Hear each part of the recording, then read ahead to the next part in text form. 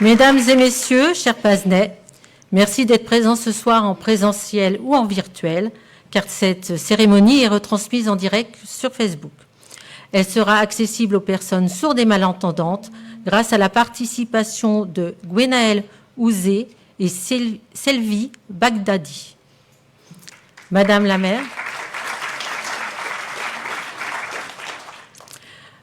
maire, chère Aurélie, au nom de tous les membres du conseil municipal, je te souhaite, ainsi qu'à ta famille, nos meilleurs vœux de santé, de bonheur et de réussite dans tes projets municipaux et familiaux. À l'aube de cette nouvelle année, nous nous réunissons une fois de plus pour faire le bilan de l'année et se projeter vers demain. En cette période incertaine, il est essentiel de promouvoir un message de paix, de tolérance et de solidarité, des principes qui constituent le fondement de notre société. C'est aussi le message que veut vous transmettre le Conseil municipal enfant. Je vous demande de les accueillir chaleureusement.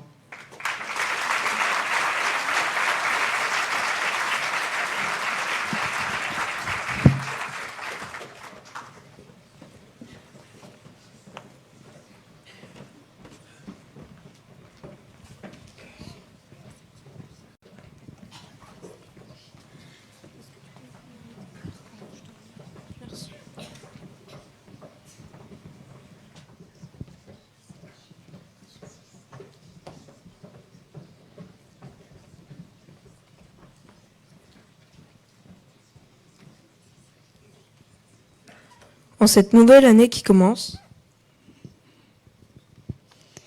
que la solidarité soit notre guide. Que la joie et la paix soient en abondance.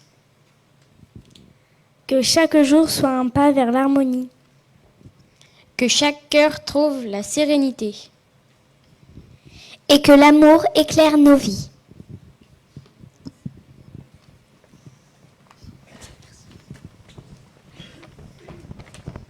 Que 2025 soit une année de prospérité,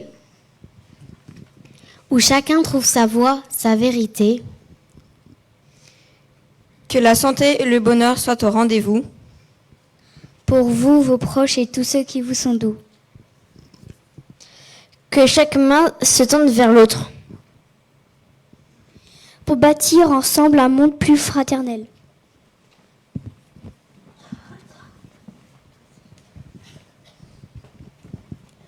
Que chacun retrouve ses rêves d'enfance. Que les espoirs se concrétisent. Et que chaque instant soit une douce brise. Ensemble, avançons vers demain avec courage et bienveillance. Que 2025 soit chaleureuse, engagée. Pleine de moments partagés dans la simplicité.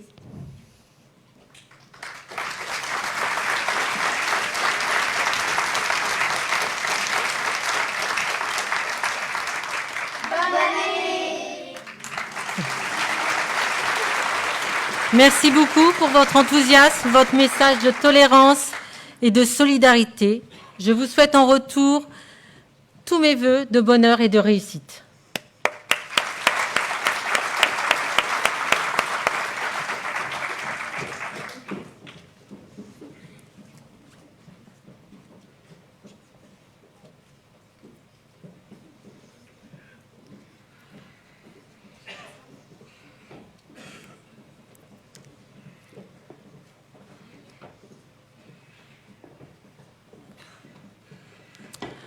Nous allons maintenant retracer l'année 2024.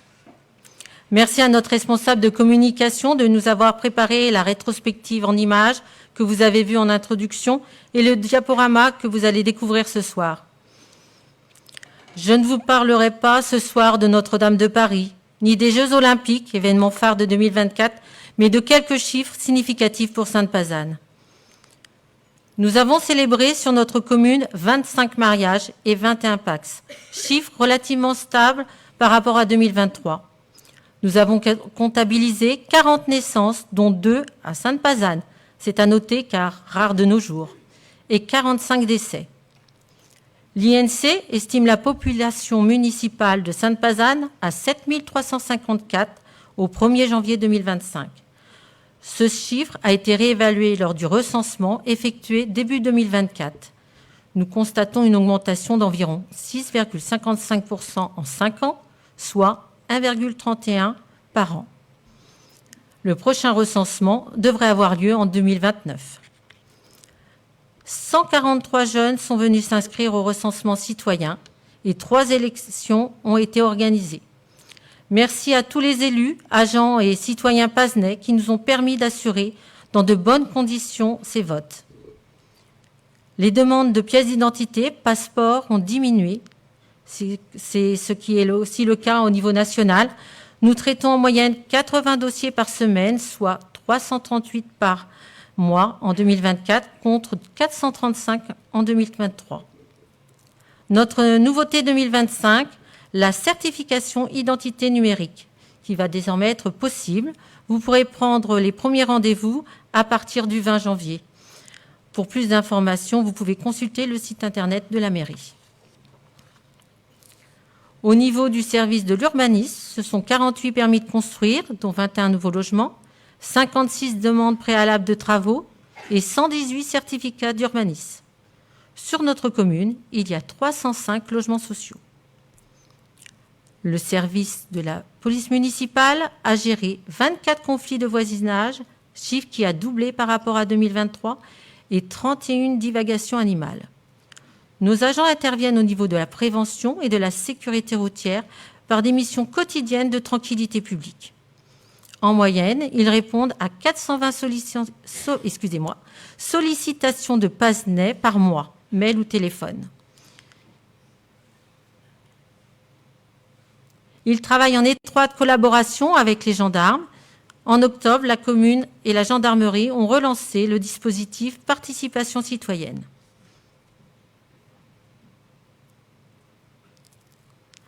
Malgré la situation économique difficile, les pazenais ont répondu présents de nouveau fin novembre pour la collecte de la banque alimentaire. 2,7 tonnes ont été récoltées, soit une petite diminution de 200 kilos.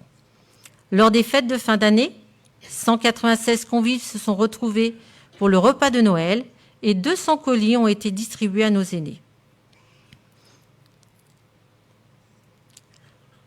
L'action sociale peut aussi compter sur 8 bénévoles pour le transport solidaire. Ils ont réalisé 398 trajets cette année. France Service continue de voir son nombre de démarches augmenter.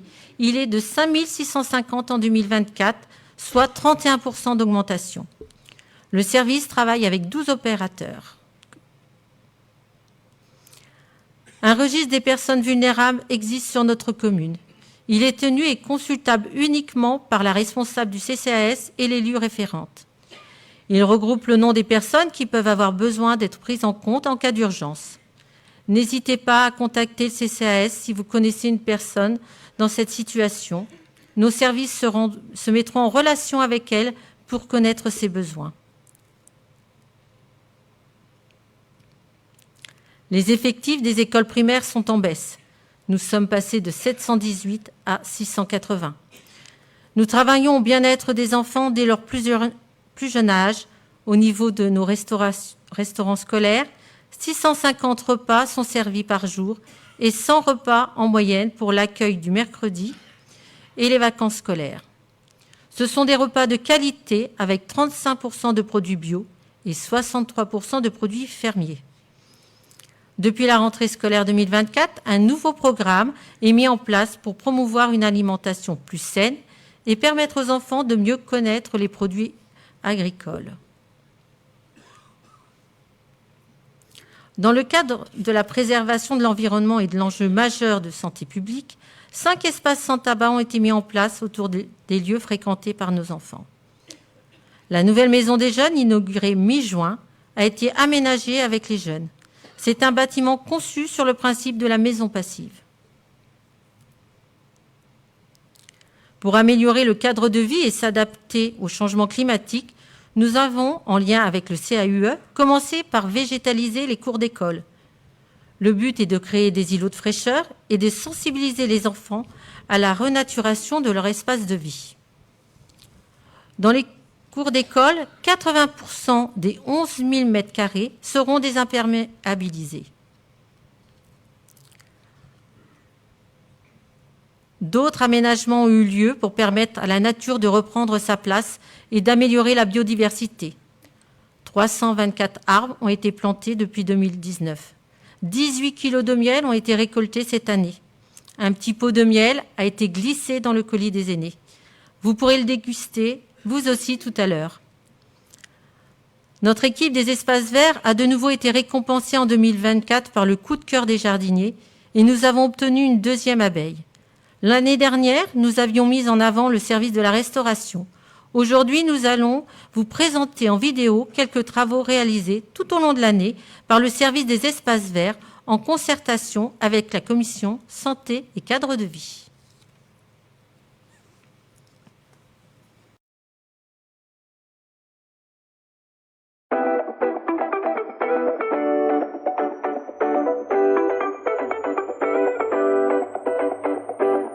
Bonjour, je suis Aurélie Guitoni, maire de la commune de Sainte-Pazanne et responsable de la commission Santé et Cadre de vie.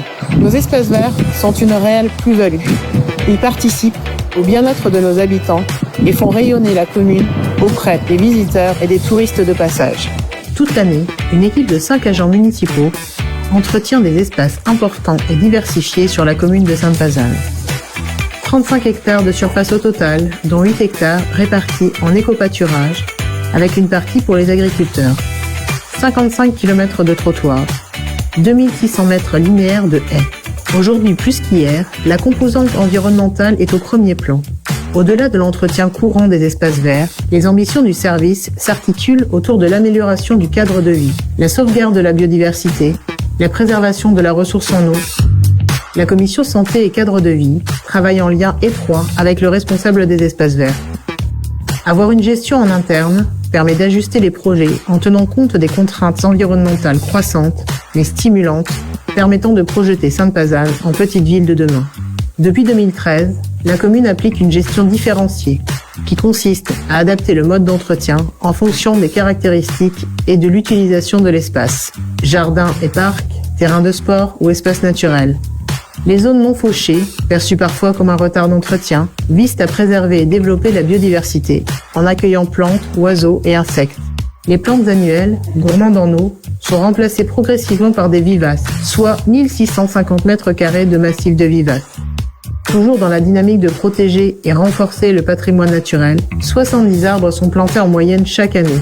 Il s'agit du solde positif entre les coupes et les plantations. Par son exemplarité de gestion, en s'engageant vers le zéro phyto dès 2011, l'équipe des espaces verts est source d'inspiration pour les amateurs de végétal. Le soin ainsi apporté aux différents espaces suscite l'envie des habitants de passer du temps en extérieur, se balader, découvrir une exposition comme celle de Réflexe sur la biodiversité, s'accorder une pause détente, voire gourmande, place de l'Abbé Portier avec son petit potager gourmand. Chacun peut, à son niveau, contribuer à l'embellissement des espaces publics. Les habitants sont associés lors de chantiers à la journée citoyenne ou encore à l'occasion de l'entretien des cimetières. Projet phare de l'année, la végétalisation de la cour d'école maternelle Maurice Pigeon a débuté par une importante phase de concertation dès 2023. L'équipe pédagogique, parents et enfants, tous ont été impliqués de l'élaboration au diagnostic à la mise en œuvre, à l'instar des plantations réalisées en novembre dernier.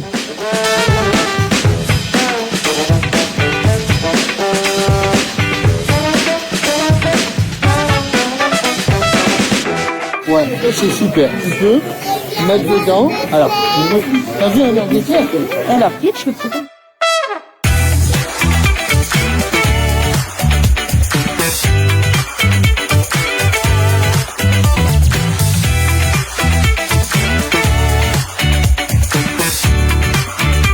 Après avoir glané une première fleur en 2022 puis en 2024 obtenu un coup de cœur des jardiniers, la commune présentera sa candidature pour la deuxième fleur auprès du Conseil de Villes et Villages Fleuris en 2025.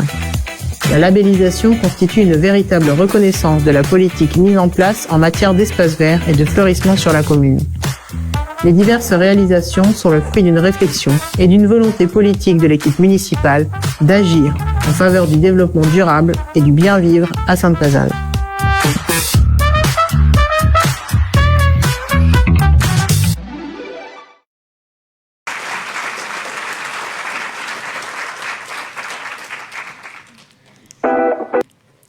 La municipalité se mobilise et mène des actions de prévention et de recherche d'économie en s'engageant dans une démarche de développement durable. Au niveau de la mobilité, la commune a été lauréate de l'appel à projet Marche du quotidien de l'ADEME. L'étude est en cours dans différentes rues de la commune pour permettre de sécuriser le déplacement des piétons et des vélos en créant des espaces dédiés. 13 mâts solaires ont été installés sur le chemin du quartier du Malessard à la gare pour faciliter les trajets. Au niveau de nos bâtiments municipaux, un diagnostic énergétique a été effectué afin de réaliser des travaux qui nous permettront de diminuer notre consommation d'énergie. Les bâtiments communaux et l'éclairage public passent progressivement au LED.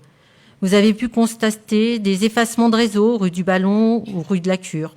D'autres travaux ont eu lieu, comme l'entretien des chéneaux de l'église, la construction d'un rond-point rue des Nouilles. Des salles municipales ont été rénovées. À la maison des associations, un bureau a été agrandi et rénové du sol au plafond. La cuisine a été refaite. La salle Ringard a été rafraîchie. Les 3 salles de l'ancienne école publique ont été transformées en 2 salles, une de 80 mètres carrés et l'autre de 50 mètres carrés. Les travaux ont été réalisés, en grande partie, en régie, c'est-à-dire par nos agents. 2 nouveaux courts extérieurs de tennis ont été aménagés à l'arrière du complexe sportif des Fraiches. Ces terrains offrent une surface de jeu de 1296 mètres carrés. À savoir, tout à chacun peut réserver un créneau en ligne depuis le site tenup.fft.fr. Lors du dernier forum des associations, 47 associations se sont retrouvées pour promouvoir leur activité. Le prochain forum aura lieu en 2026. Encore quelques chiffres au niveau de la culture. La programmation municipale au Tempé se compose de 9 spectacles et s'y ajoute une trentaine de représentations, pour la plupart associatives. La bibliothèque, c'est 33 bénévoles et 22h30 d'ouverture au public, 2691 inscrits et 189 actions comprenant entre autres 88 visites scolaires, 19 animations, 12 contes théâtralisés. L'école de musique, c'est 235 élèves et 12 professeurs. D'autres événements ont lieu sur la commune. La Semaine de l'Europe en avril-mai 2024, co-organisée avec l'association L'Union européenne et nous, Entraide des savoirs et la Maison citoyenne. La journée citoyenne dont nous allons voir en vidéo les différentes réalisations de 2024.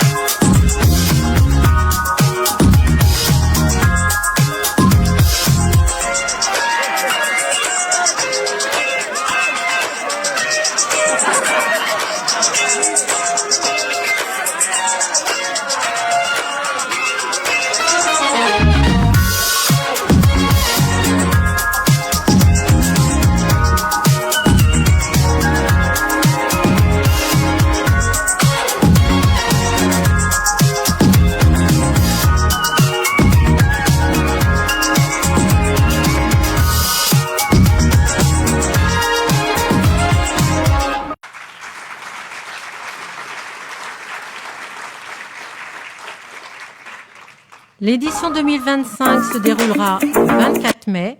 Je vous attends nombreux à la réunion du 13 mars pour définir les chantiers 2025. Les inscriptions seront possibles en avril via le site de la mairie ou sur papier en mairie ou à la bibliothèque.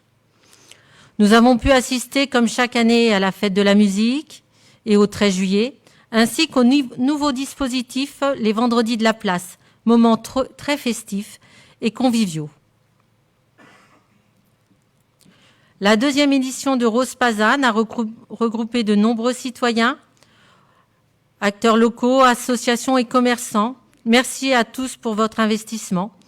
232 coussins cœurs ont été réalisés par l'association Ma Pause Créative, 60 participants au taïso organisé par le Judo Club, 10 baptêmes de plongée organisés par l'association Exocet et 50 participants à la randonnée organisée par la municipalité. Retenez bien la date de la prochaine édition, les 18 et 19 octobre 2025. D'autres animations se déroulent sur notre commune et je tiens à remercier toutes les associations qui œuvrent à dynamiser notre ville en proposant des événements gratuits et ouverts à tous. Un remerciement particulier pour la Maison citoyenne, le comité des fêtes et Ecofolies qui ont co-organisé des animations avec la municipalité en 2024. Au niveau de la communication, ce sont désormais 4 bulletins par an qui vous sont distribués et 6 newsletters. Il y a 2166 abonnés à la page Facebook de la mairie. Un grand merci à l'association Réflexe, à la Société historique et à M. Bernard Merle pour leurs contributions qui nous permettent d'illustrer nos différentes publications. 50 banderoles ont été installées sur notre nouveau support Calico. Le formulaire de contact a été utilisé 450 fois. Cet outil sur le site internet, onglet « Nous contacter » vous permet d'écrire aux différents services et de transmettre des pièces jointes. Une nouveauté pour 2025, un compte Instagram va bientôt être créé. Il fera la part belle à notre patrimoine et aux événements. Avant de laisser la parole à Madame la maire, je tiens à remercier l'ensemble des agents de la commune qui s'investissent au quotidien pour garantir la qualité et la continuité du service public et j'en profite pour leur souhaiter tous mes vœux pour la nouvelle année. Il me reste à vous souhaiter à tous une année 2025 pleine de bonheur, de prospérité et de réussite, que cette nouvelle année soit synonyme de paix, de santé, de solidarité au sein de notre communauté. Ensemble, continuons à bâtir un avenir meilleur pour tous. Et maintenant, merci d'accueillir Madame Aurélie Guettenir, maire de Sainte-Pazanne.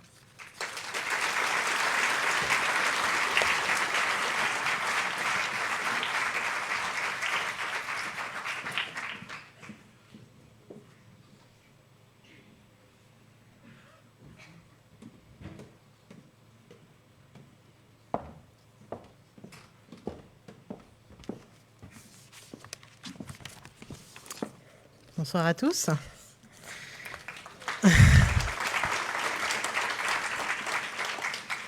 Je pensais que ça serait un peu moins impressionnant la deuxième année. Bon, pas vraiment. Je suis très heureuse de vous voir aussi nombreux ce soir et je me permets de saluer Karine Daniel, sénatrice de Loire-Atlantique. Merci de ta présence. Et j'excuse Monsieur Grosvalet, sénateur. Karine Fouquet et Jean Charrier, nos conseillers départementaux. Pascal Briand, présidente de Pornic-Aglo Pays de Ré, Bernard Morillo, maire honoraire de la commune, mesdames et messieurs les maires et élus des communes voisines, merci d'être venus, mes chers collègues élus du conseil municipal, sans oublier nos élus juniors du conseil municipal des enfants et leur enthousiasme communicatif.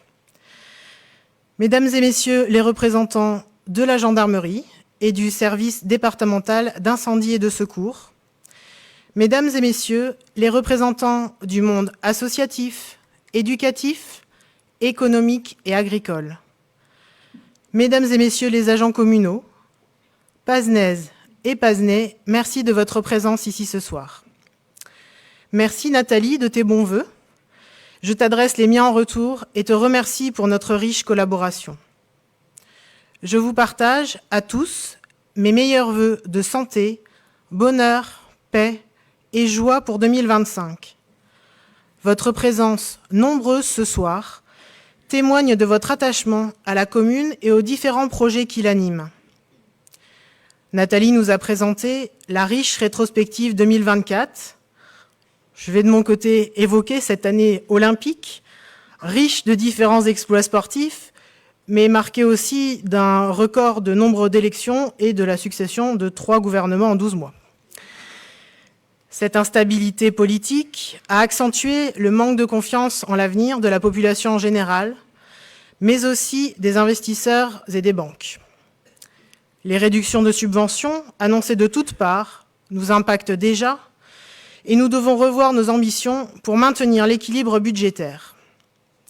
Toutefois, certains projets nécessitent surtout du temps, de l'énergie et de la créativité. Ce sont ces projets que nous développerons en priorité, car nous avons à cœur d'aller au terme de ce mandat avec des propositions et des réalisations. Les projets sur lesquels nous pensions avancer en 2024, en particulier la friche de la gare, n'ont pas démarré comme nous l'envisagions. Je viens de l'évoquer, à l'échelle de la commune, nous faisons aussi le choix de la prudence dans un contexte budgétaire serré. Il nous a semblé plus opportun, à la vue des propositions qui nous ont été remises au printemps par les aménageurs, de prendre le temps d'une réflexion plus large. Accompagnés par le Centre d'études et d'expertise sur les risques, l'environnement, la mobilité et l'aménagement, plus connu sous son acronyme, le CEREMA, nous nous appuyons sur les travaux et les études déjà effectuées pour permettre à ce projet, le premier qui comportera majoritairement de l'habitat collectif, d'être une réussite, aussi bien pour les habitants du secteur que pour les futurs habitants. Choisir de venir habiter en appartement dans notre commune ne relève pas de l'évidence. Il est donc indispensable de faire le choix d'un haut niveau de qualité architecturale, paysagère et du bâti pour que ce pari soit réussi.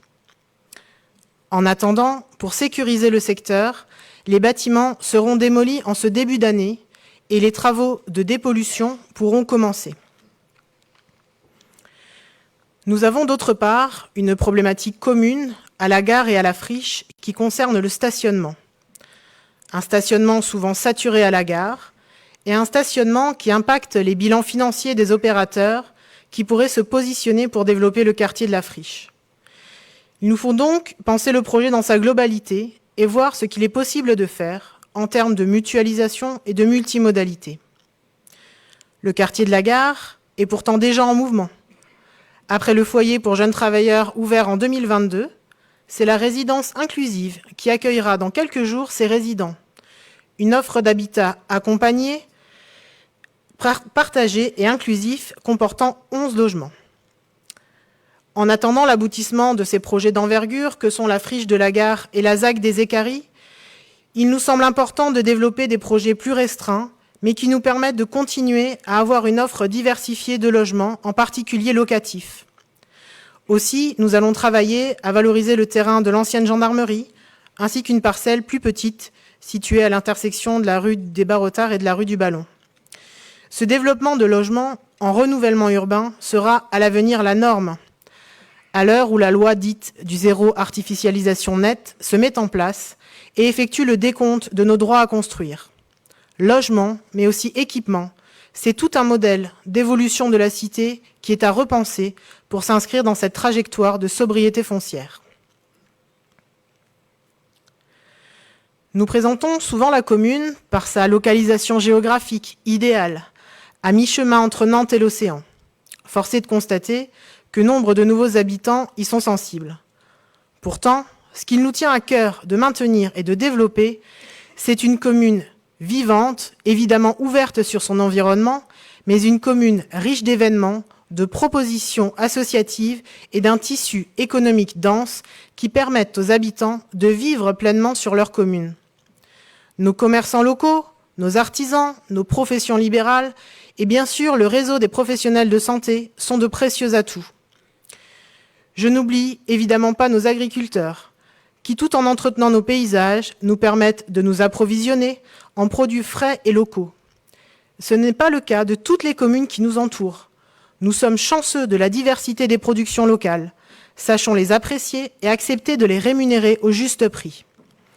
À tous les professionnels qui œuvrent sur la commune, je vous remercie pour votre dynamisme et votre implication et vous présente mes meilleurs vœux pour 2025.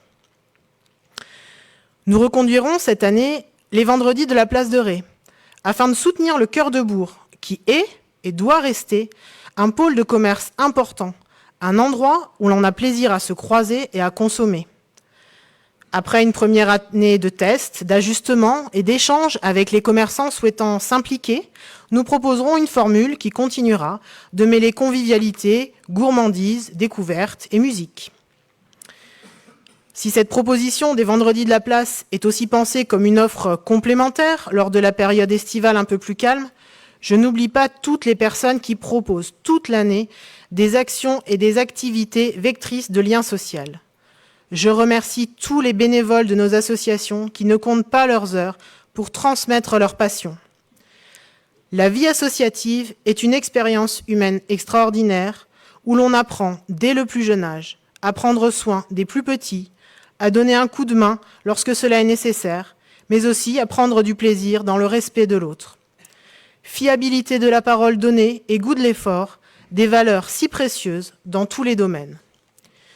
Je ne vais pas m'aventurer à citer quelques associations au risque d'en oublier d'autres, mais je vous remercie toutes et tous et vous souhaite une année 2025 propice aux bons résultats sportifs, aux créations originales, aux spectacles, au loto et autres repas conviviaux. Je le disais en introduction, le monde associatif dynamise notre commune et souvent attire des personnes des communes alentours. Mais les associations pazenaises parcourent également le département, voire la région, même plus loin, à l'occasion de différentes manifestations. Pour les soutenir de manière concrète, nous espérons pouvoir leur proposer cette année la mise à disposition d'un véhicule 9 places pour faciliter leur déplacement. Ce véhicule, comme d'autres sur les communes aux alentours, sera financé par la publicité et seul l'entretien incombera à la commune, les utilisateurs prenant en charge le carburant. Cette année sera encore plus particulière en termes d'ouverture puisqu'elle fera la part belle à l'Europe, avec les 30 ans du jumelage anglais avec Harold et les 50 ans avec la commune allemande de Mertingen. Merci au comité de jumelage pour le travail accompli et à toutes les associations qui s'impliquent dans ces échanges qui rendent très concret la notion de fraternité. N'hésitez pas à les rejoindre si cette aventure vous tente. Pour terminer sur ce volet associatif, je fais une petite entorse à ce que je vous ai dit tout à l'heure et je m'autorise un hommage appuyé à un groupe très particulier de volontaires, maillon indispensable de la sécurité de la commune et des communes avoisinantes. Je veux bien sûr parler de nos sapeurs-pompiers volontaires.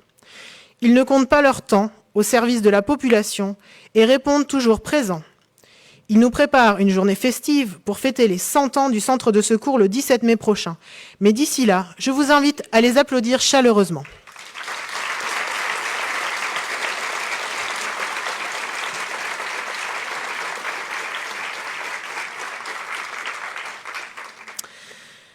Les pompiers sont l'un des premiers maillons de la chaîne des secours, nous l'avons dit. Mais nous avons chacun, à développer une certaine culture vis-à-vis des événements extrêmes dont il est prévisible que la fréquence augmente. Le guide qui vous a été distribué avec le dernier bulletin, et qui est toujours disponible en mairie, vise à rappeler les bons comportements à adopter, la résilience qu'il va falloir développer, car rappelons-le, nous n'avons que peu de prise sur les aléas climatiques. Il nous faut nous adapter et veiller les uns sur les autres. Si vous n'avez pas encore pris le temps de le faire, je vous invite à vous inscrire sur le module d'alerte par SMS. Ce dernier ne sera déclenché qu'en cas de besoin et vous ne recevrez pas d'autres messages de notre part. Mais si nous avons, un jour, besoin de partager une information urgente et importante sur un événement majeur qui touche la commune, ce dispositif pourra être activé. Nous adapter dans nos comportements et faire évoluer notre patrimoine. Nous le savons, nous avons la chance d'avoir beaucoup d'équipements sur la commune, très utilisés par le monde associatif, mais aussi par les institutions partenaires. Ce patrimoine est vieillissant. Alors nous entendons les attentes pour les infrastructures nouvelles, salle de gym, salle dédiée aux pratiques corporelles, salle de raquettes, nous l'avons bien à l'esprit. Mais vous avez toutes et tous conscience du contexte dans lequel nous sommes, où nous devons faire face à une cascade de diminution de crédit, tout en devant gravir un Everest d'obligations réglementaires, certes avec des aides de l'État, mais qui ne couvrent jamais totalement le montant de l'investissement. Alors, nous priorisons et nous étalons. Les premiers travaux commenceront sur le site 1 de l'école Maurice Pigeon, où enfants et personnel passent des journées entières. L'extension de l'école de musique et de la bibliothèque répond aux enjeux que nous poursuivons sur la sobriété foncière, les performances énergétiques et acoustiques. Vous êtes toutes et tous invités à venir découvrir ces bâtiments lors de leur inauguration, prévue le 22 mars prochain. Ces équipements culturels, comme le théâtre qui nous accueille ce soir, sont des outils éducatifs à part entière. Des classes entières bénéficient d'interventions artistiques en milieu scolaire et tous les enfants de nos deux écoles sont venus assister ici même à un spectacle avant les vacances de Noël. Car la culture doit être accessible à tous dès le plus jeune âge.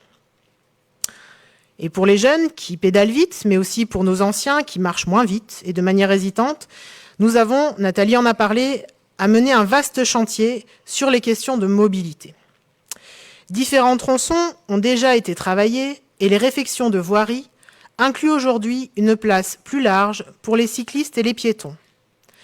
Mais nous allons aussi devoir nous atteler à des voiries très contraintes, comme la rue de Cache-Bonhomme, les départementales 758, la rue de l'Auditoire et la rue du Ballon, mais aussi la portion de la D303, la rue de Bazoin.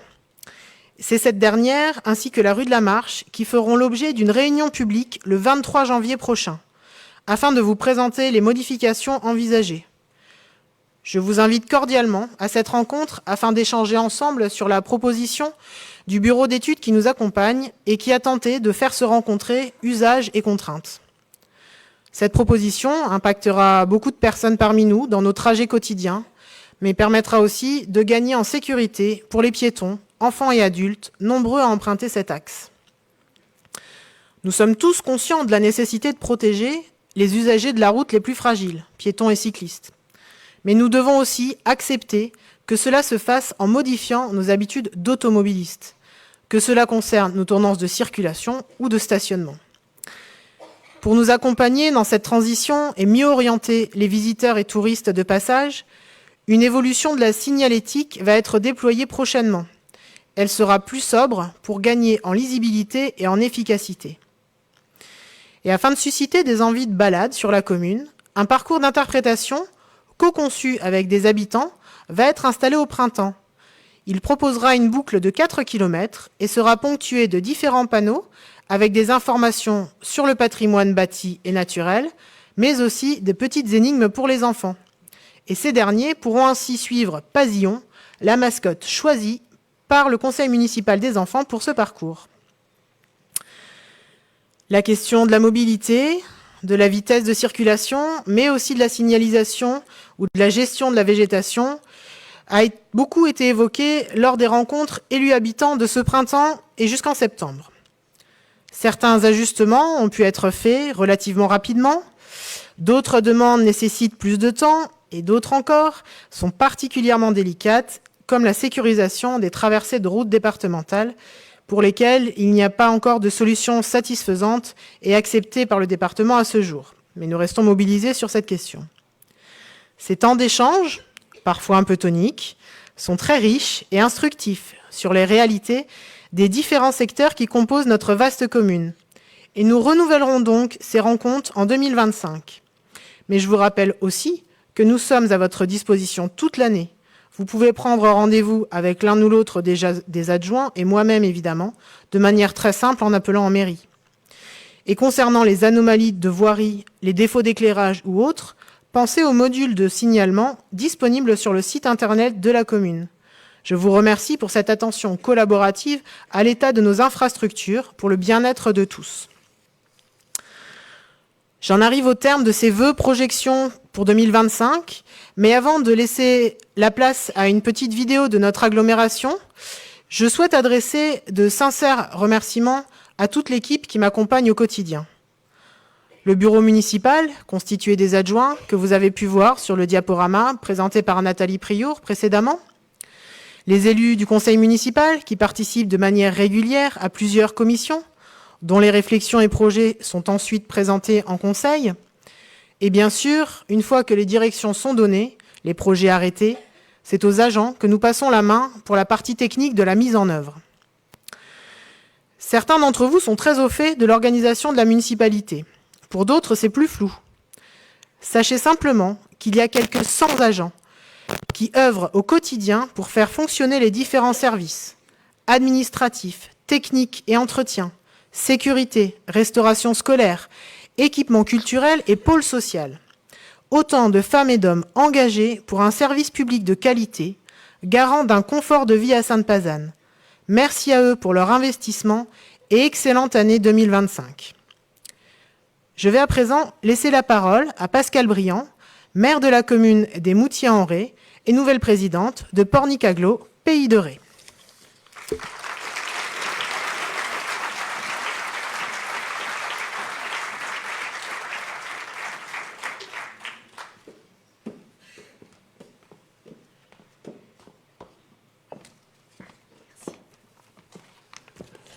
Madame la maire, chère Aurélie, merci beaucoup. Merci pour cette présentation très riche, évidemment, d'une commune qui est merveilleusement dynamique.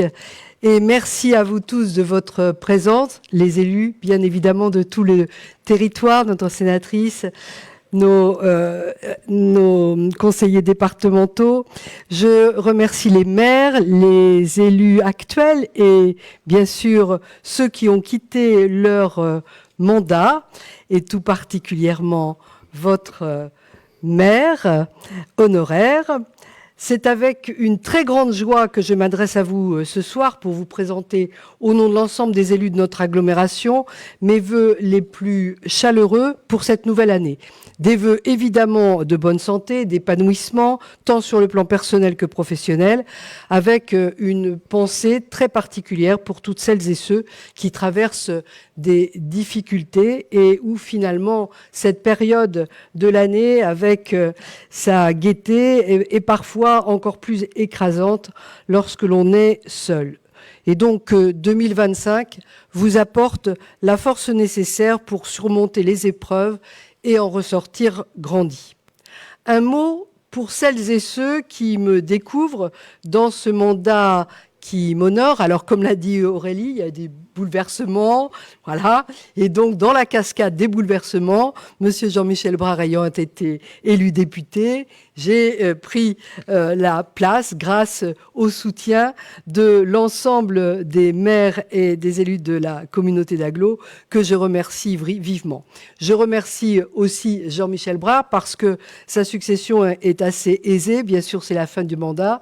Les projets étaient enclenchés, mais surtout, je le remercie pour l'état d'esprit dans lequel il a fait vivre notre communauté d'agglomération, permettant une prise en compte des caractéristiques de chacune de nos communes et la construction d'un collectif. Et c'est sur ce collectif que nous entendons construire l'avenir comme il a pu construire le passé et la réalité actuelle. Alors, une courte vidéo vous illustrera quelques investissements 2024 qui résultent évidemment de chantiers engagés avant.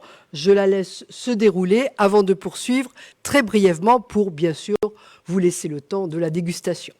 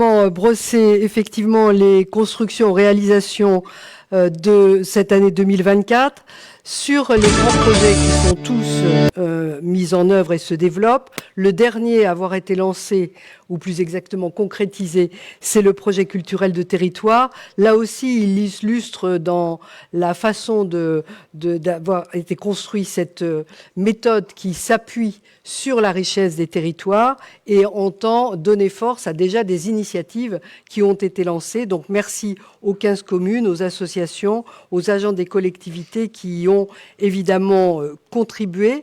Grâce à vous tous, sur cette façon de s'épauler, de s'inspirer mutuellement, nous pouvons voir la richesse du Pays de Retz, qui est un lieu d'exception, car effectivement à Sainte-Pazanne, il y a de nouveaux habitants et la commune attire, mais vous le savez, c'est le cas pour l'ensemble de notre territoire. Alors il y a des grands enjeux, des grandes problématiques nécessitant des investissements lourds, et en particulier, bien sûr, la problématique de l'eau. Nous sommes un domaine où l'eau a une importance capitale. Le dérèglement climatique a un impact amplifié par, évidemment, cette place de l'eau sur notre territoire.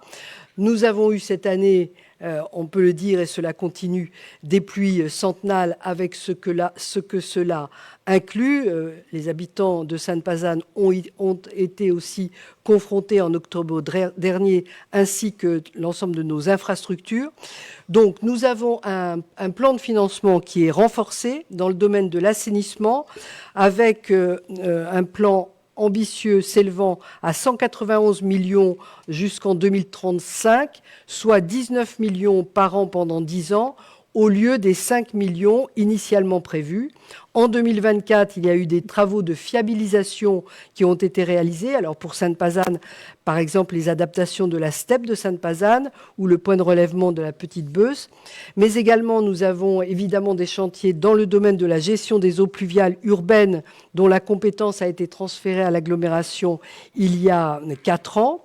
Dans le domaine de la lutte contre les submersions, ça vous concerne un petit peu moins, ou encore les travaux de reméandration des cours d'eau, cela concerne tous les secteurs. Et puis bien sûr, pour ce qui concerne la côte, le plan, la stratégie locale de gestion intégrée du trait de côte qui se développe pour pouvoir anticiper et gérer au mieux une évolution programmée avec les risques associés. Donc, ces enjeux sont d'une importance majeure, d'où ces adaptations, évidemment, de financement.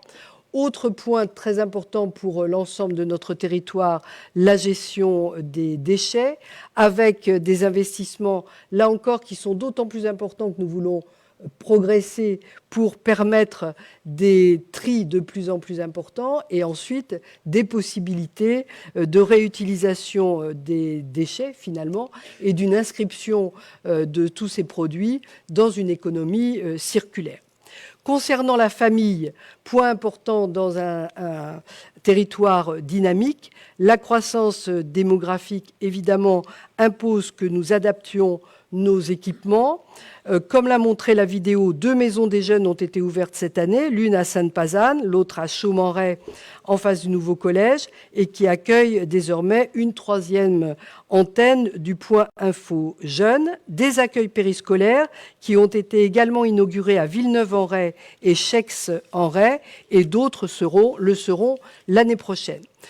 Quelques chiffres, ce sont près de 5,5 millions d'euros investis dans nos infrastructures dédiées à la famille. Famille, donc aussi quelques chiffres rapidement, 2200 enfants accueillis par nos animateurs au sein des accueils périscolaires, 1000 enfants fréquentant les centres de loisirs et 600 jeunes inscrits au service jeunesse. Pour aborder une autre génération, la communauté d'agglo tient aussi à saluer les efforts de tous pour l'obtention de la labellisation Ville Amie des aînés, niveau bronze de l'agglomération. Belle reconnaissance de l'engagement de la collectivité sur la prise en compte du vieillissement dans nos différentes politiques publiques, y inclut bien sûr l'amélioration, par exemple, des cheminements. Concernant l'habitat, une vraie problématique dans un territoire en tension, avec évidemment des différences selon les secteurs, mais 1000 nouveaux habitants par an viennent s'installer. Il faut évidemment s'en réjouir, mais aussi permettre le développement de logements permettant à chacun d'entrer dans un parcours adapté. Et cela n'est pas toujours simple en raison évidemment du prix du foncier devenu parfois prohibitif. Donc, pour répondre à cela, nous avons établi un nouveau programme local de l'habitat qui prévoit notamment la construction de 1000 logements à un coût abordable, répartis entre les communes selon leurs besoins et les capacités foncières. Et d'autre part, la création dès ce début d'année d'un guichet d'information sur les aides à la rénovation. Alors c'est évidemment important à une période où beaucoup de centres-bourgs seront les lieux de rénovation urbaine et de possibilités de densification, et les besoins de rénovation s'exprimeront donc. Et par ailleurs, nous espérons aussi que ces guichets permettront au mieux de renforcer l'économie locale et notamment d'appuyer le secteur du BTP, dont nous savons actuellement aussi les difficultés, permettront par des rénovations la meilleure adaptation des domiciles aux personnes âgées, les transitions énergétiques. Et donc c'est un domaine, là aussi, un peu transversal, où l'agglo est très engagée. Nous le sommes aussi, et de façon diverse, et je ne rentrerai pas dans tous les niveaux d'action sur le plan développement économique, avec l'accompagnement que peut apporter l'agglomération à tous les stades de la vie de l'entreprise, et notamment dans les périodes évidemment plus délicates, création-reprise notamment, développement d'activités, recherche de foncier ou d'immobilier, ingénierie dynamique et aussi apportée pour les communes qui le souhaitent pour les redynamisations de centres-bourgs. Enfin, point essentiel pour que chacun puisse bénéficier de ce que peuvent apporter les différentes communes, la mobilité. Ce fut évidemment traité par votre maire sur sur votre commune. Nous avons conçu un nouveau plan de mobilité qui est en réalité un plan qui a vocation lui aussi à s'adapter au fil du temps, bien sûr en fonction des moyens et en tenant compte du fait que nous ne sommes pas une métropole, nous sommes un territoire où il y a certes des communes aussi importantes que Sainte-Pazanne par exemple, ou Pornic, mais qu'il y a aussi des toutes petites communes et que toutes ces communes ont évidemment besoin d'être connectées. On ne peut pas y répondre par des navettes sur tous les secteurs. En revanche, nous avons donc proposé le transport à la demande, et j'en parle de façon un tout petit peu plus détaillée parce que il y a encore un manque d'informations à ce sujet. Le transport à la demande a élargi ses horaires pour pouvoir mieux répondre à ceux notamment qui ont besoin de partir tôt et de revenir plus tard. Donc du lundi au vendredi sur les 15 communes de 7h à 19h avec des possibilités avec non seulement des possibilités de réservation de façon ponctuelle, mais aussi des possibilités d'abonnement. Donc très important, avec des points où il est possible de venir prendre ces transports à la demande, mais pour les personnes qui ont plus de 75 ans, la possibilité aussi de venir les chercher à domicile et raccompagner à domicile. Le transport solidaire, qui n'est pas une composante de la communauté d'agglo, mais qui vient en renforcement avec, bien sûr, cette action tout à fait essentielle d'une association, et je pense pour notre territoire à Red Chauffeur. Et puis les navettes. Alors la navette estivale avec cette année une extension à tout le territoire pour pouvoir mieux connecter justement les différents segments du territoire. 80 000 montées ont été effectuées cette année. Une seule actuellement navette urbaine sur la commune qui est la plus dense, actuellement Pornic. Il n'est pas exclu d'imaginer dans le futur une analyse permettant de voir à partir de quelle densité de population, et bien sûr comme Sainte-Pazanne est la deuxième en densité de population, et puis on a aussi Chaumeray, dans ces communes, à partir de quel moment il y aurait un avantage à concevoir cela, et si c'est financièrement possible. L'amélioration de la mobilité reste en effet une priorité, et nous renforcerons donc les informations sur toutes les offres. À ce titre, pour 2025, nous entendons au niveau de l'agglo renforcer cette information en direct vers les citoyens, peut-être en ayant même des points d'information sous forme de minibus, comme on l'a eu sur certains secteurs pour les jeunes notamment, et donc avoir cette possibilité d'interaction plus directe avec les populations, bien sûr en étroite collaboration avec les communes. Donc, voilà ce que je voulais en résumé vous apporter brièvement. Je remercie à nouveau l'ensemble des élus et des personnes impliquées dans la vie locale qui participent à cette dynamique de notre beau territoire. Je vous souhaite une très belle année, ainsi évidemment qu'à toutes vos familles. Mes voeux de belles et heureuses années pour 2025. Merci beaucoup. Merci, madame.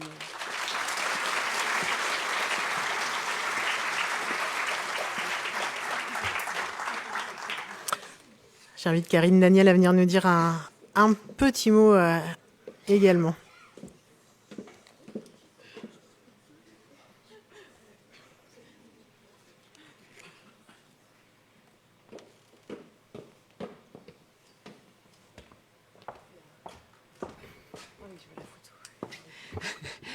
Bien, bonsoir à toutes et à tous. Merci, chère Aurélie, pour ton accueil et ton invitation. Je vois la photo, là, je précise quand même que c'est pas dans mon salon, mais c'est dans la bibliothèque du Sénat, pour que ce soit parfaitement clair et pour que ça puisse aussi vous donner envie de venir visiter le Sénat. Bien, bonsoir à toutes et à tous. Je salue évidemment Madame la maire, les élus qui sont là, les conseillers départementaux, Madame la présidente de Pornic-Agglo, les forces de sécurité et les forces de sécurité civile. Je suis particulièrement contente d'être à Sainte-Pazanne ce soir, aux côtés d'Aurélie Guiteny. Alors, je fais pas mal de cérémonies de vœux, c'est la saison, et je suis toujours très contente de participer à une cérémonie de vœux présidée par une femme maire. Alors là, on a une femme maire, une présidente d'agglo maire. Alors là, c'est un alignement improbable, puisque vous savez qu'en Loire-Atlantique, il y a un peu plus de 20% de femmes maires, il y a un peu plus de 33% de femmes sénatrices, donc on a toutes des marges de progrès. Moi, j'aimerais avoir quelques mots d'abord pour évoquer et avoir une pensée au niveau international pour celles et ceux qui se battent dans des conflits, notamment en Europe et en Ukraine. J'aimerais aussi avoir une pensée pour celles et ceux qui se battent et qui sont sous les bombes au Proche et au Moyen-Orient. J'aimerais aussi avoir une pensée pour nos compatriotes qui sont un peu loin géographiquement, mais qui sont une priorité pour nous aujourd'hui. C'est celles et ceux qui ont été touchés à Mayotte par le terrible cyclone qui nous impose, j'allais dire, de reconstruire Mayotte, mais de construire peut-être Mayotte, vu les images désolantes que nous avons vues. Alors, je viens souvent à Sainte-Pazanne et j'ai vu le conseil municipal des enfants tout à l'heure sur une photo à la Maison de l'Europe. J'y suis venue avant d'être sénatrice, à l'invitation évidemment de Bernard Morillo, que je salue chaleureusement. Je crois qu'il est dans la salle, même si avec la lumière, je ne le vois pas. Parce que nous avons noué un partenariat important entre la Maison de l'Europe et la commune de Sainte-Pazanne. Et je le souligne parce que dans les moments qui sont compliqués, dans les moments qui sont durs, il ne faut pas être dans un mouvement de repli sur soi. Et le fait que Sainte-Pazanne, depuis de longues années, s'inscrive dans des projets de coopération, dans des projets européens, eh bien, c'est cette ouverture qui vous est proposée, dans laquelle vous vous inscrivez et vous êtes nombreux à participer et à être au fait et à être concernés par les enjeux nationaux, bien sûr, mais internationaux. C'est une richesse parce que nos destins sont liés. Ce qui se passe chez nous dépend évidemment de ce qui se passe ailleurs et on habite tous la même planète et on doit avoir cette préoccupation. Aurélie, tu l'as dit tout à l'heure, la situation politique est parfois un peu incertaine. Moi, je suis sénatrice depuis 1 an et demi, j'ai connu 4 gouvernements. Donc entre nous, on se dit il ne faut pas trop s'attacher au ministre parce qu'il passe assez vite finalement. Mais dans ce moment troublé, c'est extrêmement important d'avoir des élus locaux qui sont à vos côtés, qui sachent maintenir et vous proposer un cap, vous expliquer aussi les contraintes, comme on le fait au niveau national. Et ça, c'est extrêmement important. Donc là, on va retourner au Sénat la semaine prochaine. On va travailler de nouveau sur le budget pour cette année. C'est assez inédit. En tous les cas, pour ma part, j'aurai à cœur de défendre l'essentiel, les moyens pour la santé, pour l'éducation, pour la sécurité, pour l'environnement. On a tous et toutes le droit, quel que soit le lieu où l'on habite, d'avoir recours à ces sujets essentiels, à ces services essentiels. C'est la seule manière qu'on a de faire vivre notre devise républicaine, liberté, égalité, fraternité sur tout le territoire. En tous les cas, c'est notre engagement. Ce budget, on devra le défendre sur le volet des dépenses, aussi sur le volet des recettes. On sait qu'évidemment, chacun devra faire des efforts, mais les efforts ne doivent pas être équivalents pour tous. Celles et ceux qui ont les moyens de contribuer devront contribuer plus. C'est aussi ça, la justice que nous devons défendre. Donc dans ce contexte, eh bien, je salue toutes celles et tous ceux qui mènent de beaux projets. On a vu là la richesse et la diversité des projets associatifs, des projets entrepreneuriaux et de l'investissement des services publics du département, et notamment et de l'agglo. Je pensais au projet culturel de territoire qui a été cité, extrêmement important aussi. Et dans ce contexte, nous devons continuer à porter les projets. Donc, à toutes et tous, je vous souhaite une très très belle année. Je vous souhaite beaucoup de réussite dans vos projets personnels, dans vos projets associatifs, dans vos projets entrepreneuriaux. Une belle année, une bonne santé à toutes et tous. Merci Aurélie.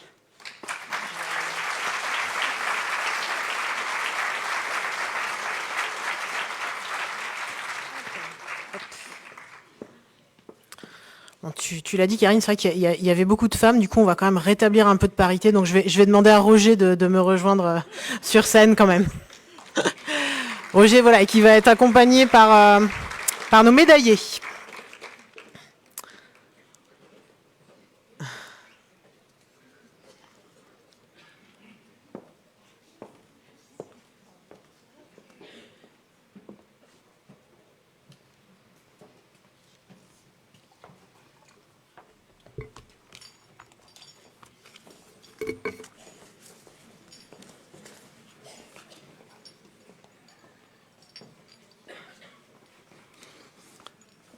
Eh bien, bonsoir à toutes et tous.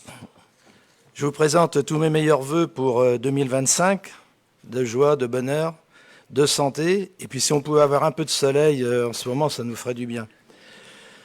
Donc là, ce soir, on va procéder à des remerciements, mises à l'honneur, etc.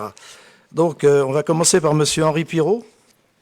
Mon cher Henri, c'est avec beaucoup de plaisir et de reconnaissance que nous t'accueillons ce soir pour te remercier de ton engagement au niveau de la commune au sein du milieu associatif, principalement à la tête de l'UNC pendant près de 3 décennies.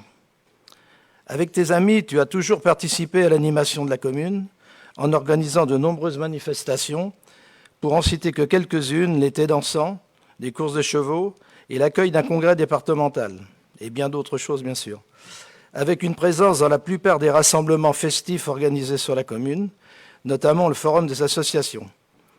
Et bien sûr, l'organisation chaque année des commémorations du 8 mai et du 11 novembre. La décoration de chevalier de Légion d'honneur qui t'a été remise à Nantes le 8 mai dernier est sans contestation simplement méritée. C'est pourquoi ce soir, nous te mettons à l'honneur et sommes très heureux de t'offrir la médaille de la ville de Sainte-Pazanne, en accord avec la section UNC de Sainte-Pazanne. La médaille remise par Madame la maire.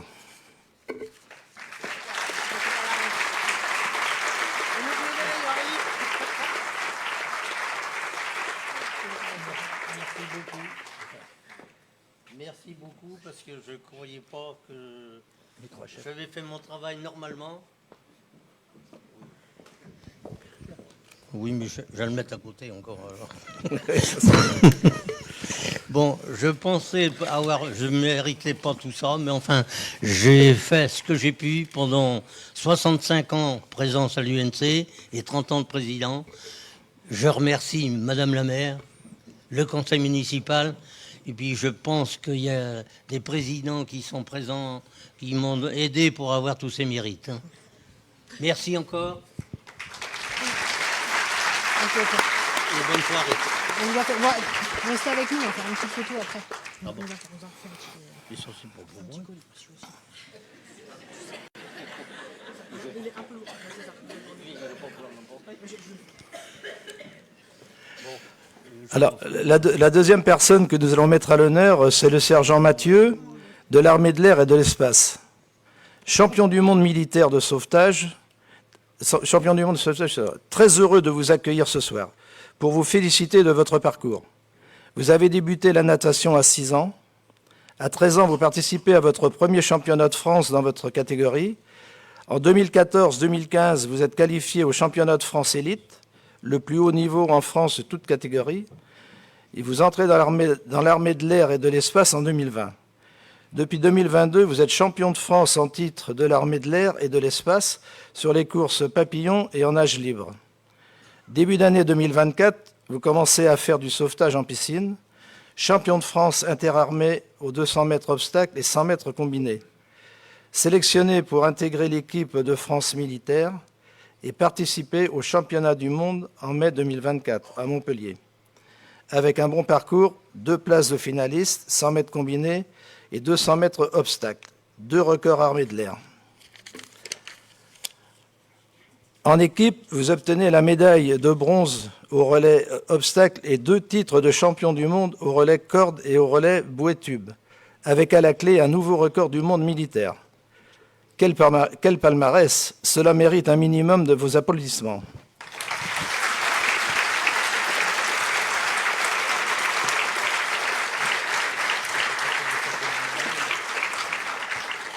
Alors, je n'ai pas la prétention d'avoir fait état de tout ce que tu as pu obtenir. Si tu veux dire quelques mots sur... Merci à vous de m'accueillir ici ce soir. Je vais faire un petit mot pour commencer, parce que je suis le 3e de la fratrie à passer sur cette scène.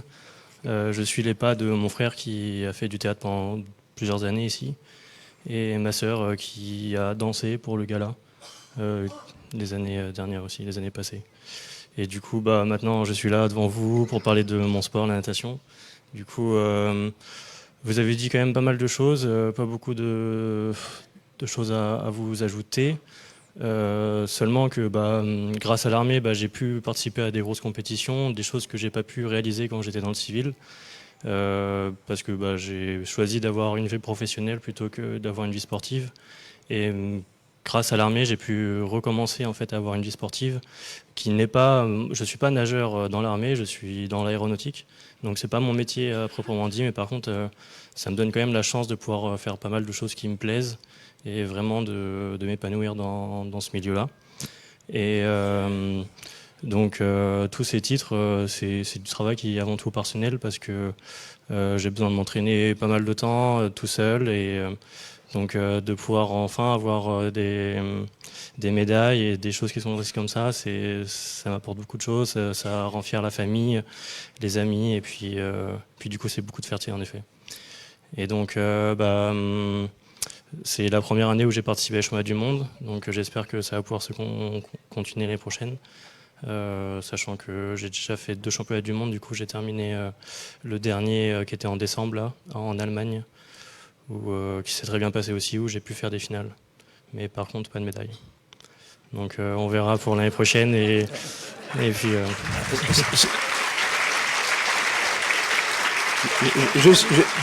C'est pourquoi là, on va pouvoir te remettre une nouvelle médaille, mais ça c'est la médaille de la commune de Sainte-Pazanne. Une différente.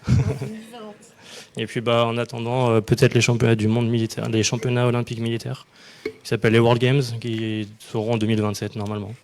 Donc on verra. Très toi. Bravo, merci beaucoup.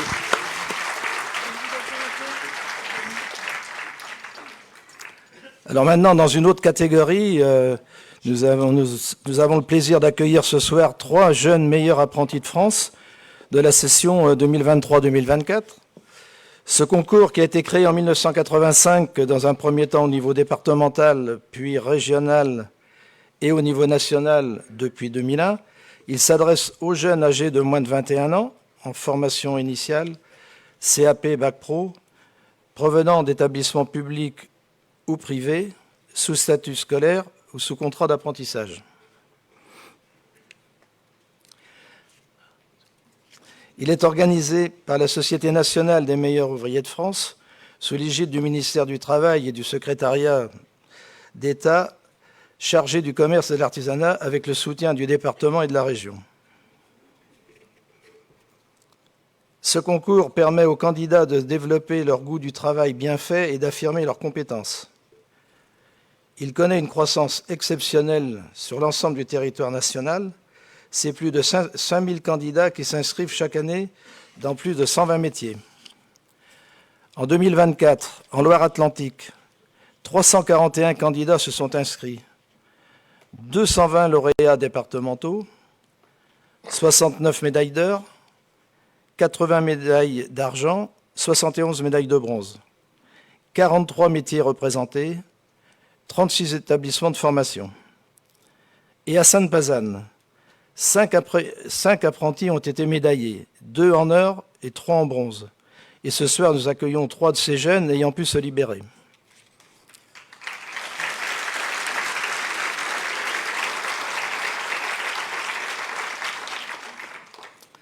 Alors, mademoiselle Nolo Noémie, médaille de bronze départementale. Donc, c'est toi là-bas.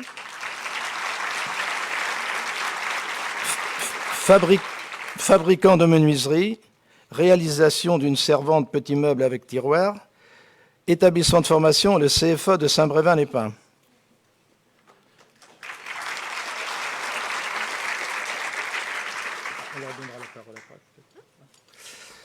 Médaille Mademoiselle Ekman Marilou, médaille de bronze départementale, réalisation de produits imprimés et plurimédia, option A, production graphique, établissement de formation La Joliverie.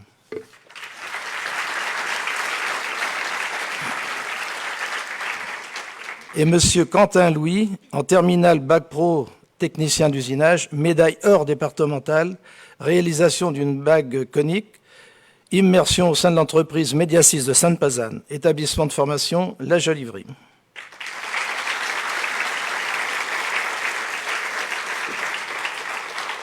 Alors, avant de vous remettre les médailles, peut-être que vous avez quelques mots à nous dire sur vos projets, sur comment vous êtes arrivé à faire ce concours. Moi, je suis très contente. Je tiens d'abord à remercier mes professeurs qui m'ont beaucoup aidé durant ce projet. Donc, on a été 6 dans ma classe à participer à ce concours. J'ai été très contente de participer avec mes amis de classe. On a toutes les 6 remporté une médaille, donc ça allait de bronze départemental jusqu'à or régional, je crois. Donc, je suis très contente pour elles. Et aujourd'hui, je continue mes études dans l'illustration, donc c'est un domaine qui me plaît beaucoup. Et j'espère qu'en cette année 2025, je vais pouvoir réaliser de nombreux projets dans ce milieu. Et je tiens également à remercier Madame la maire et les adjoints de la mairie pour cette reconnaissance. Et je vous souhaite à tous une très bonne année 2025 et une bonne soirée. Merci. Bravo.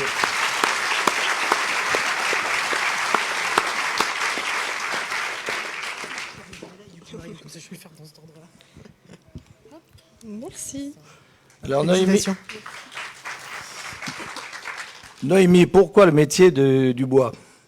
Déjà, bonsoir à tous. Le bois, ça a été transmis avec mon papy et mon frère.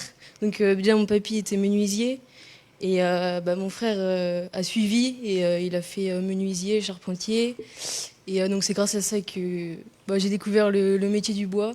Et ça m'a tout de suite plu. Donc c'est pour ça que je suis partie en apprentissage. L'école, ça me plaisait pas du tout. Donc l'apprentissage, c'était le moyen de m'épanouir. Donc voilà. Et je suis très contente d'avoir fait le MAF parce que ça m'a aidé énormément. Et du coup, voilà. Et j'ai gagné beaucoup de compétences grâce au MAF. Et je remercie mes maîtres d'apprentissage surtout, parce que grâce à eux, j'aurais jamais réussi à faire ça. Donc voilà. Et merci à la mairie aussi de nous accueillir ici. Voilà.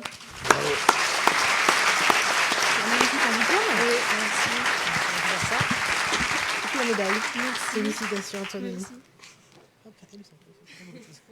Alors Louis, as-tu un petit mot à nous dire? Il est content d'être là et nous Ouais, remercie. c'est bien. Bon, bien.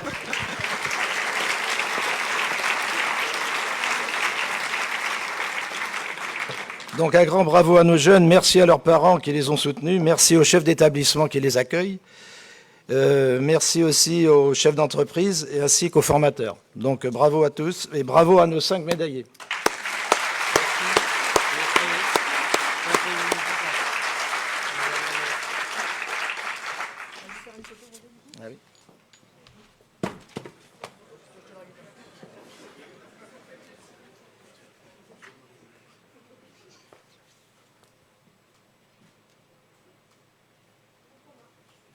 On peut les applaudir encore une fois.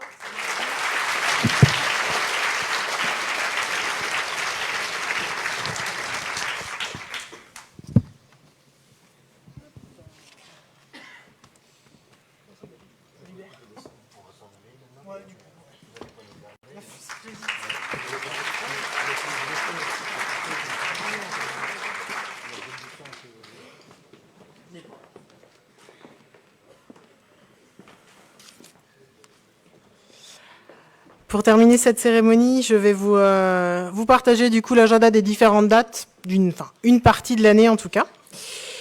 Et il me reste donc à vous renouveler mes meilleurs vœux de santé et de bonheur pour 2025, à vous inviter à les partager avec vos proches, vos voisins qui ne sont pas présents ce soir pour diverses raisons, dont l'éloignement ou la maladie. Mais rappelez-leur qu'ils ont toute leur place dans la ville et que nous sommes à leur disposition. Je remercie également l'association Passeflore qui a pris en charge la décoration florale de cette salle cette année. On peut les applaudir, oui.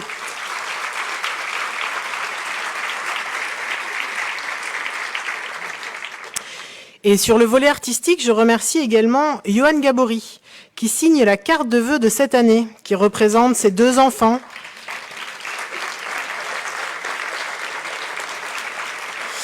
Ces 2 enfants qui courent vers un avenir qui semble radieux avec le clocher, notre patrimoine architectural en fond, ainsi que les moutons et les ruches de la coulée verte qui symbolisent la douceur de vivre à Sainte-Pazanne.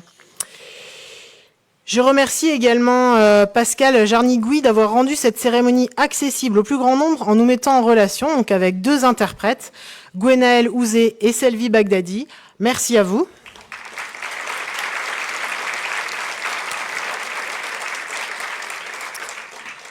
Et bien sûr, je renouvelle à nouveau mes remerciements à tous les élus et agents qui m'accompagnent au quotidien.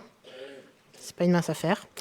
Et qui ont participé à des niveaux très variés à l'organisation de cette soirée. Allez-y, vous pouvez les applaudir.